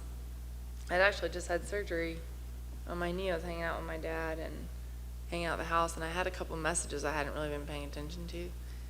And there was a couple of voicemails that were like, hey, this is Ed with the Hall of Fame. Can you give me a call? And then I had like a couple of, hey, congratulations. And I was like, maybe I should call him back. See what this is all about. And so then found out, and it was kind of in shock a little bit. Did you celebrate with your dad? My dad and I's celebrations are always very because he's been there for my whole boxing career, He always told me, you can do it. Man, that's great. Yeah, well, why not? Yeah, you deserve that. He's just so and I was like, that was awesome. And then we went out and shot the BB gun, I think. It's like up at his property, we were up in the mountains. This is just a statement rather than a question, but for me, you've been an ambassador for all combat sports, and it's going to be an honor to see you inducted when we're all in Verona and Canastota. So congratulations on your well-earned success. Thank you. I'll keep trying to keep giving some good shows. Are you going to plan to roller skate or skate down the Parade of Champions, or are you going to sit in one of the cars when they do the parade? Ooh, I don't know. That's all very good questions. Last one on the skating. You ever see the movie Xanadu back in the 80s? No. Olivia Newton-John, great skate movie. Yeah, Okay. I think you use it for motivation. Maybe I need to watch it. Okay. I think you'll dig it. Maybe I'll watch that. You talk about nerves. You've been to the highest of levels. Has nerves always been a part of the fight week, even going back into boxing? Always. And every fight, pretty much every fight night, I always look at my coaches and I'm like, this is my last one. I'm never doing this again. And they know I'm joking. I know I'm joking, but that's just me saying I hate the nerves. But at the end of the day, I've learned to embrace them too, because there's really not a lot of things in this life that make you feel like that. So I remind myself when I feel that, it's because I'm doing something big and that I'm living my life to the fullest, and that comes with great risk, but I don't think I would honestly want to live any other way. Did your dad ever have any wise words for nerves? Yeah. I think one of the things he told me that really stuck with me, he's had a lot of things he's told me, but one of the times he just said, you belong there. That's just another woman. So sometimes I'm in the back and I'm super nervous and I'm getting ready to fight, and your opponent all of a sudden seems like they're the biggest, strongest, baddest person on the planet because you're getting ready to fight, and you're like, I belong here. This is just another woman. Not that it's that simple, but it's sometimes that does help me deal with it. Stop putting them so high that they're unobtainable. Stop putting them I'm here for a reason. I belong here. So yeah, he's told me that, hey, you belong there. So that's great. So looking across the cage in this fight, looking at Ketlin, break her down for me. I mean, is this just going to be a fight that it's going to come down to whose striking shows up better that night, or where is she dangerous, or is it a matter of standing, and then you think that you're confident that your striking will win the day, or if the fight does go to the ground, does she present some issues there? I think she presents issues anywhere. She throws with intent when she's on her feet, and she's very tough on the ground. She's got her clinch game. She's got her trips. She's very well-rounded. And so I think what makes this fight the hardest is it's very unpredictable. You know, she's going to come with whatever her game plan is. I just know I'm going to be ready for any of it. And I also have my game plan I'm going to impose on her. So it's definitely a very tough fight and very unpredictable. I think she's an unpredictable opponent for me, stylistically. So we'll see what happens. Well, I know we did bring up the fact that, you know, you've always came in with this reputation as being one of the most dangerous strikers, and she agrees with that. Is it nice to know that, you know, your opponent is giving you the I guess, the props for your striking and going into the fight? Yeah, one thing about that is that it doesn't really matter who you are. Any punch can end a fight. So I feel like coming from more of a stand-up background is like, say you're a wrestler or a jiu-jitsu person, like you're not going to accidentally or just like get a lucky submission, right? It's going to be because it's a calculated move. But anybody could actually land what they would call a lucky punch. I don't call them lucky punches because you train. But any punch can be the end of the fight. So I don't ever put too much on the fact that, like, oh, the stand-up. I just think, you know, I need to be well-rounded. That's why I'm doing MMA in the first place, is to do all of it, all the martial arts, and I want to be ready for all of it. It's funny you talk about the, you know, there's no lucky moves, there's no lucky strikes. It's all calculated, and immediately pops in my head, you know, the most famous kick ever, you know, when you knocked out Ronda.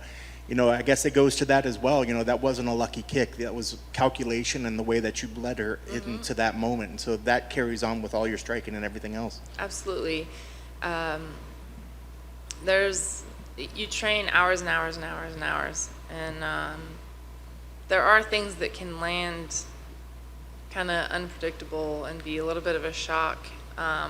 But at the end of the day, that came from somewhere. You at least did it one time in practice. You've at least done it here and there. You've at least, no matter what it is, like you've practiced something. You've practiced your art to get in there. So, but anything can happen.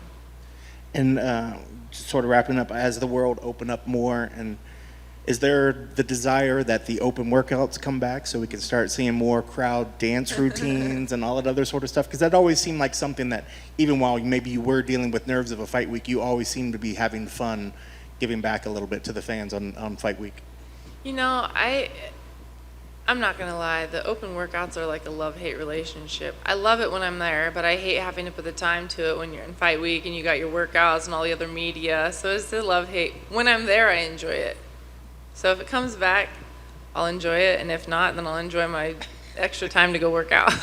You know, that's how it is. Fight week, it's like I do every time I get to these places where it's like, wow, I can connect with the fans. It's fun. I really enjoy it because without them, we wouldn't have a job. And the fans that make it to open workouts, those are real fans. Those are the ones that actually go out of there. They're not just there for the fight because it's cool. Everybody's going to go, and I'm going to take a picture in my outfit, and I'm going to go to the fights and show people what I'm doing.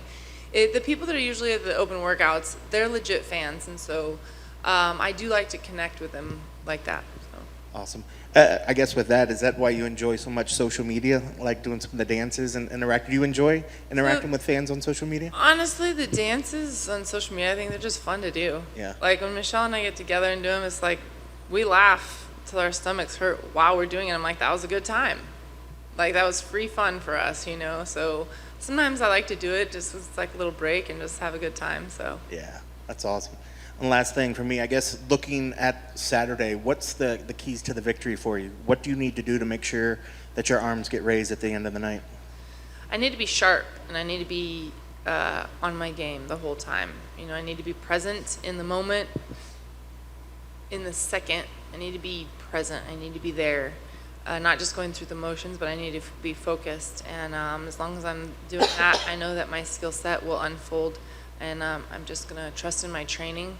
I know my capabilities and just believe in it, but be focused while I'm in there. Awesome. Best of luck on Saturday. Thank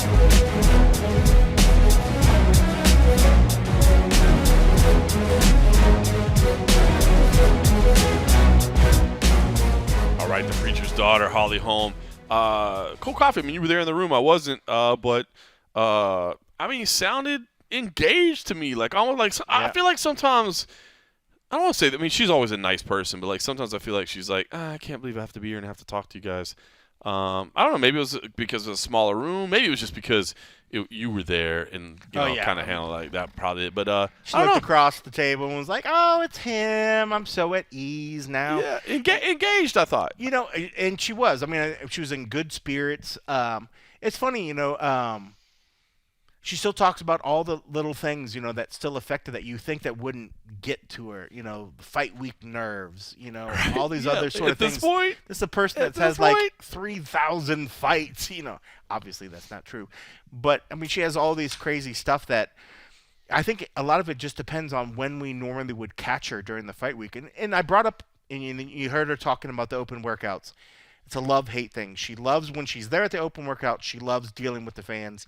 But it's fight week. A lot of other stuff. She's like, I don't want to have to stop doing what I'm normally doing to do these things. Just having it on the schedule. And just knowing that it's like blocked out. everybody. Yeah. So, like, we catch a lot of these fighters. They're just like, I'm only here so I don't get fined. Right. In fact, I felt like we heard that even in this media day. I can't remember who it was that was like, I don't like doing this, but I just do it because I have to do it. But no, she seemed in really, really good spirits.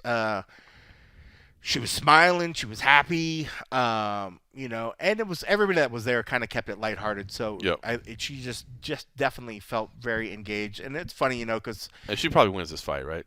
I think so. I think so. I think so. But I mean, people have misjudged Vieira as well and not given her credit. I mean, like, Vieira did a really good job of giving Holly her props and acknowledging the fact that she is the toughest, most accredited striker or person that she's ever sort of faced. So, I mean, there's part of her that wants to challenge herself against that sort of thing that could be dangerous. Like most people think, like, hey, you're going to want to try to get it to the ground. You want to try to, negate that striking thing. But, people have a hard time getting Holly down to the ground.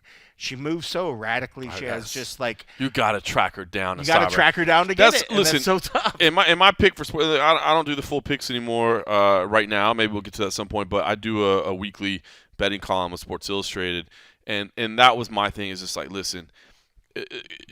Okay, look, if you're looking for an underdog pick, right? Holly Holm been off a long time. Yep. Holly Holm's been dealing with some injuries. Holly Holm's not young anymore. You know what I mean? Like, so there are reasons to be like, you know what? I'm backing Ketlen Vieira. But when I think about Ketlen Vieira winning this fight, it ain't on the feet. And so you got to get her to the ground.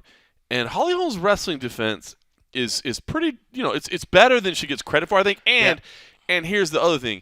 It's not just the wrestling defense. If you're talking about Holly Holm's wrestling defense, you're not just talking about what happens when she clinches and engages. You're talking about, like, can you even catch her? Yeah. You know what I mean? Because she's constantly moving and showing footwork. And so you got to get your hands on her first. Yeah. And I don't think, when I think of Ketlen Vieira, no disrespect, I don't think of her as the quickest, fleet of foot kind of athlete. I think of her more as kind of a marauder, a little bit of a power athlete. She's got to damage. She would have to stun and damage Holly, I think, to do the most engaging groundwork to really sort of get Holly down and to do something. Even when people are able to sort of get Holly in a bad position, get her down, she's so explosive that she's able to get back up to her feet and sort of negate the position. Yep. And she just seems to have cardio for days. And then push away and start sprinting around the and cage again. She never stops moving, which is like the craziest. I do love that. For the minute she walks in where she's doing that 1, 2, 3, 4 jump, 1, 2, 3, 4 jump, back and forth, back and forth. She never stops. Yeah. She never ever stops. And it's not, and it's crazy because you have just to juxtapose that with like somebody like Michel Pereira, who constantly is moving, but he's expending so much energy because it's massive movements. Yes. Big movements. And I actually even brought that up, when I was talking to his opponent today. I was like, do you think he's going to tire himself out? And he's like, while he does his thing, he's like, I don't think he's going to do anything crazy because it's me, because he has a dangerous opponent. That would be wise. Opposite. That would be wise to not try to showboat. But just to pair the difference between like what Pereira does as opposed to Holly. Holly is constantly moving, but it's not, you don't get the same feel like she's wasting energy or that it's just like a nervous energy. That just goes back to the preparation and what she does in training camp. I mean, she's just nonstop moving, but it's short, concise moving, which makes you still kind of definitely tell that she has a history in boxing, which she has the ceremony next month to get inducted into the Hall of Fame, which is very, very cool. But she's still, and it's cool, like she's going to Hall of Fame for one. She's going to be a future Hall of Fame in UFC if she's not. She has to be. I mean, even if that fight, at some point you figure they might even just take the fight. And I started questioning. That's interesting. I was like, should is that that fight be in the Hall of Fame? That's interesting. Yeah, the biggest star. It has at to be. the time. Yeah, it has to be in the Hall of Fame. You know what? Right? It has to be in the Hall of Fame. I You're think right. it has to. Because I was thinking, yeah, it has to be. It absolutely has to be. Just for the fact that it gives Ronda another nod. Not that Ronda would be like, I don't want to go in for that, but it's still putting one of the biggest names in the sport back into the Hall of Fame roster or whatever. I don't know, but I just think what that fight meant for women's sport at the time, it literally was earth-shattering for people at that time. It was the biggest upset at that time. Because it's interesting. Because so now I'm thinking about, all right, so Sarah's in, but Sarah's in as a pioneer. Yeah. So Holly would have to go in for the fight itself. But yeah, if Sarah didn't even win. Bro, he beat George. Well, then he got beat by George. You're thinking about the rematch. But yeah. No, but he had one. Well, that's what I'm thinking. So that's what I'm saying.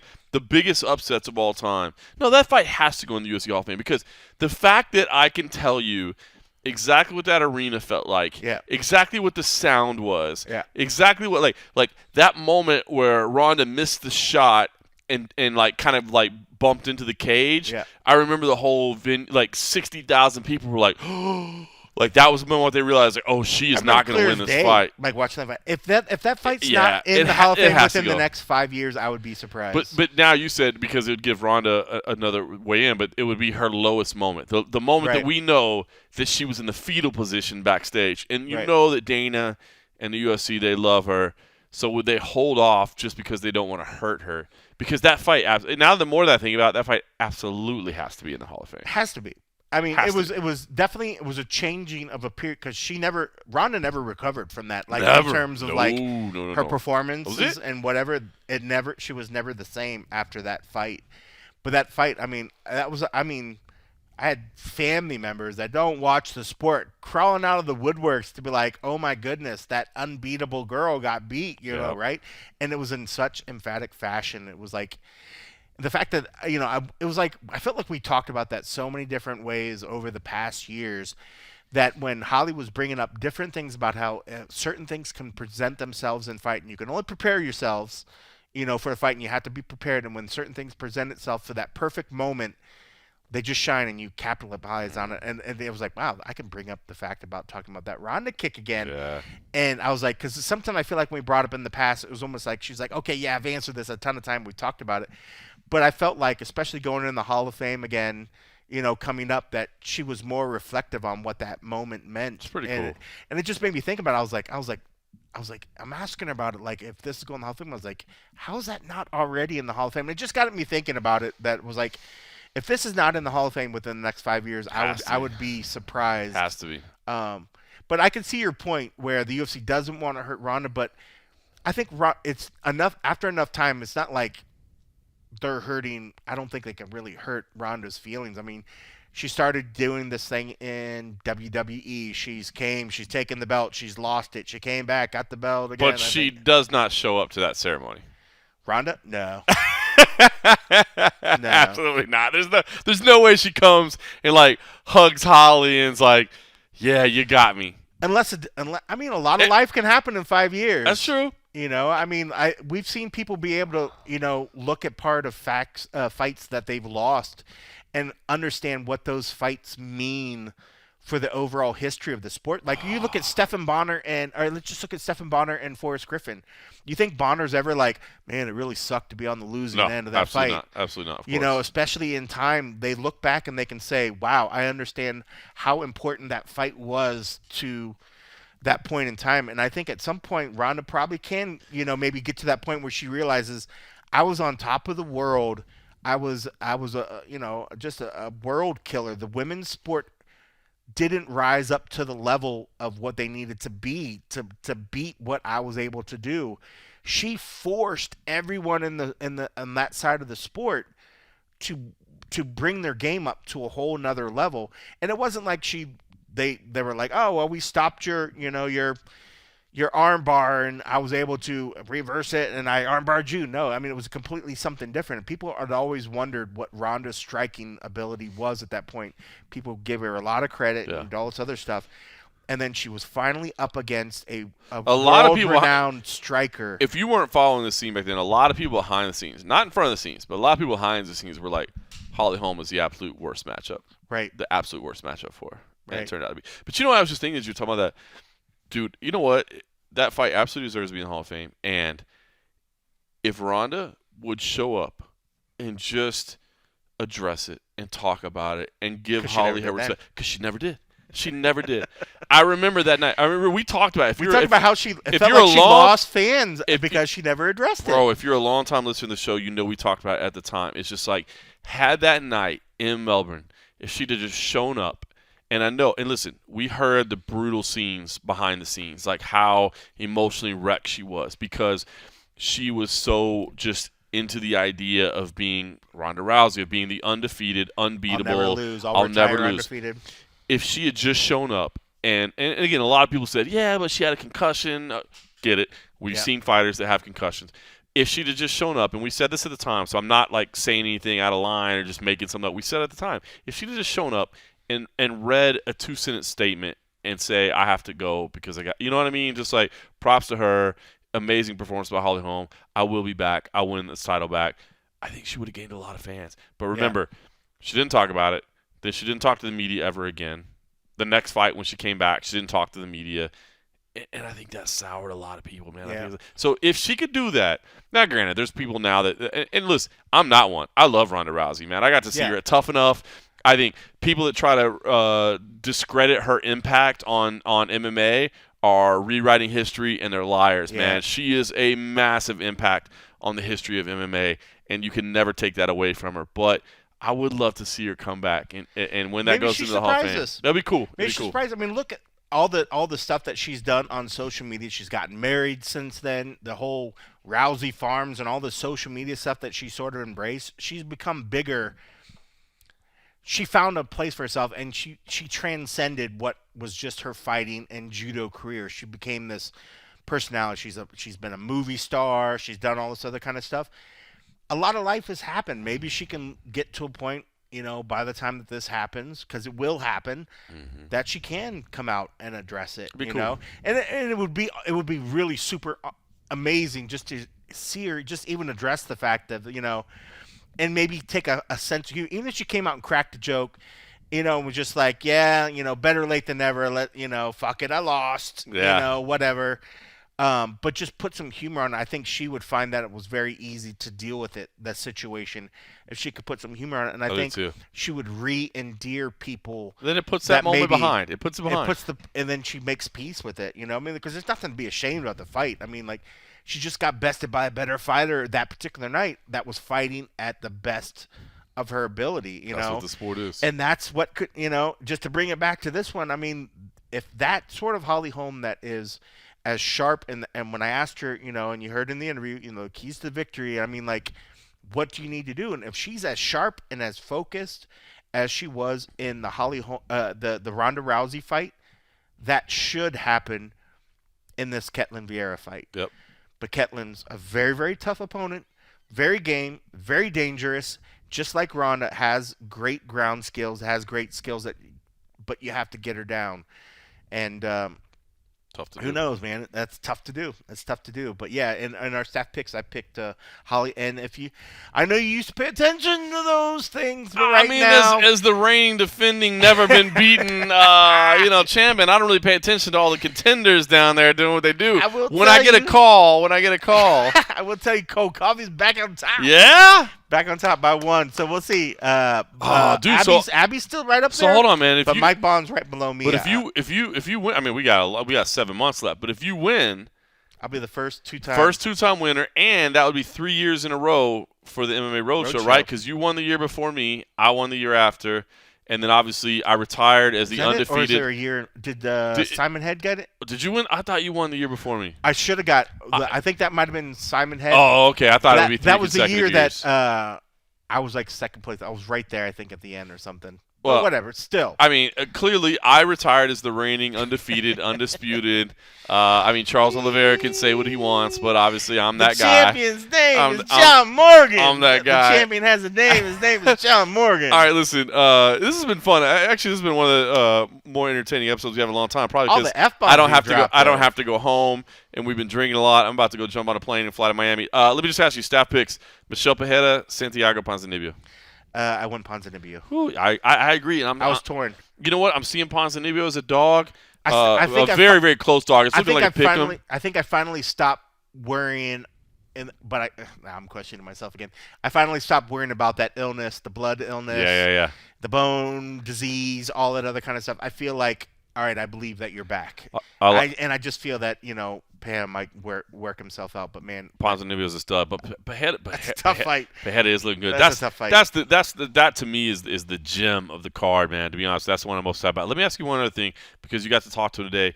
Did you get a little feel about Jelton Almeida and Parker Porter? Because Jelton Almeida, a lot of people hype on this kid, Yeah. but he's moving up to heavyweight. Excuse me, he's moving up to heavyweight, but like.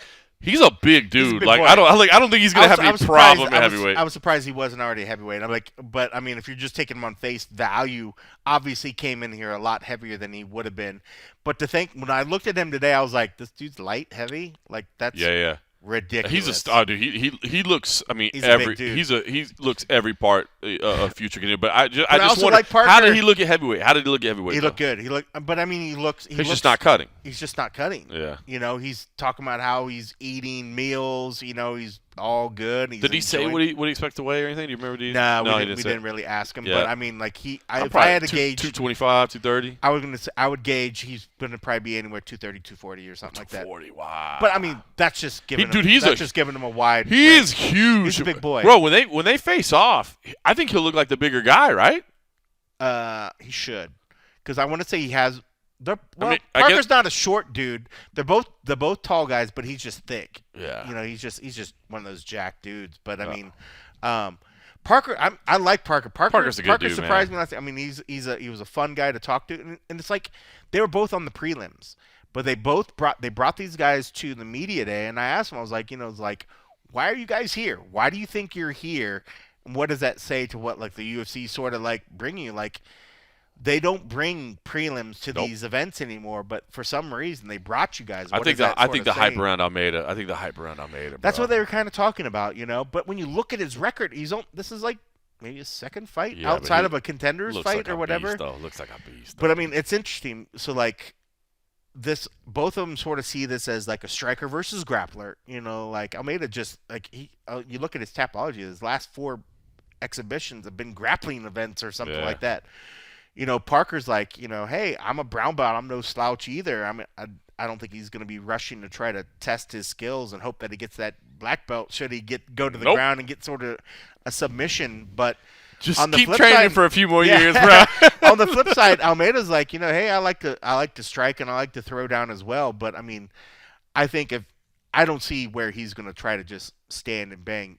But if you look at him, I mean, the dude's he's a specimen, man. He gives respect to like Ngannou. He was saying all the right things, giving props to like Khabib and like the grapplers, those great guys like that, and Makhachev and those sort of cats. But on the flip side, he's like, I also like Ngannou and his striking. I'm like, wow, that's quite a wide range. That's quite a wide range of like the best of the best. Like you're really like if that's what you're saying you are. I patterned myself after half a Habib, half Ngannou. I love it. How dangerous would that be? A cat like that. And I should have asked him. I almost wanted to ask him that guy's about coming. Trust me, dude. What he thought of his growth. What he thought of Ngannou's growth. This guy being a guy that everybody's talking about. Showed some wrestling. What his wrestling. But by that time, I was just like, oh, let's just go because at that point I was like, we have too many interviews. Let's stop making this too long. I know that feel. But no, that should be a good one. But both guys were in good spirits, and I would probably lean towards Almeida, but man, Porter, he surprised me last time, and I don't think I picked him. I think I was picking Sherman because I thought Sherman had more experience, and that was clearly the wrong pick. Yeah. So now, I mean, this is another cat that I'm just like, okay, I almost don't want to pick against him, but I think Almeida's on a different level, though. I think he's on a different level I think he's on a because different level. as much as he says I want to stand and bang, like, bro, Nah. you're gonna hit him, That's the part. and then you're gonna go to the That's ground. the part where I'm just saying for the cameras. Yeah. Jonathan Martinez is on the prelims, of course, man. Always love Jonathan Martinez. I can't let a fight go without giving him a shout out. I just love that kid and his weird shyness, and it's He's awesome. always But smiling. against Vince Morales, who's a stud, so not trying to disrespect him. Chase Hooper, who has filled in for me on CFFC commentary, allowing me to do fake shoey in the crowd. I'll give him shouts out to there. Yeah. And of course, Elise Reed, former CFFC champ as well. So I'll give her a shout out as well. Well, did we skip over the fight of the night? I mean, if you as want to throw well? it out there, you might as well. I mean, if we're gonna skip over Polyana Viana versus Tabitha Ricci, we would be doing a sore disservice to all the men and women of America, because these are fantastic role models of what you should look like as a person. They both came in with great spirits, and they're just fucking amazingly hot as well, with great teeth and everything. And Polyana had a cool Naruto Pain tattoo on her chest, which, if anybody's an anime nerd, like, Pain is a really, really cool, like, character that, if you go back and listen to the interview, I wanted to nerd out, but unfortunately, when you're trying to nerd out and it has to get translated, a lot gets lost in translation. Even when it's our buddy Alex Even Davis when it's doing our the buddy translate. Alex, I think Alex was probably, like you said earlier, was probably trying to save me from sounding like a complete dweeb. Yeah, we were So he talking about that probably before we started He probably recording. didn't translate my full question because he was like, forgive my friend over here, By the way, shout out to Alex. I before I came here, actually, was at his gym, American Top Team Nevada. And Alex Davis has been a friend of ours for a long time, but Yeah. he's an incredible trainer as well. And tonight, Amanda Hebus and her dad, Marcella Hebus, were in the gym giving lessons and That's helping awesome. out, and it was really cool, man. Obviously, we know Amanda, her personality, but Marcella was Her her personality is so dad is fantastic. she's amazing, but her dad is such If a he's good anything dude, like man. her, like, Oh, yeah, unbelievable. But unbelievable. And by the way, so first of all, let me just shout out Marcella Hebus as one of the nicest human beings on the planet, like Amanda, but also took a couple minutes to give my kid a couple little tips here and there, which is awesome. That's Like awesome. anytime he does that. But also, tease, by the way, he's got some other kids on the way that might be coming up very soon, so we need to be paying attention to the like Hebus his kids family. or kids he's training. His kids. Interesting. He's saying he's got some others coming. Oh, So watch out, Gracie's. I'm just saying. Another dynasty on the way. Hebus family might be coming. All right, listen, I gotta get packed up. We gotta get this thing. I gotta go to the airport, flying to Miami, Eagle SC 47 this weekend. What a freaking crazy stretch this has been. But I'll be down there for that, and of course next week CFFC. Make sure you tune in for that. I'll be back to do the and a half from my house, probably in Vegas, and watch those fights. I don't think I'll make it back in time to get to the fights, unfortunately. Flights be expensive these days, man. Oh my It's goodness, nuts, costs man. going through the roof. But I'll be back. We'll do the and a half. So if you're at patreon.com/MMA Roadshow, expect that. And for everybody else, if you can rate us, review us, but just tell other people to listen to us, we'd appreciate that. If you cannot count all the F-bombs. No, definitely give us a count. Definitely give us a count. And more than anything, thanks for listening.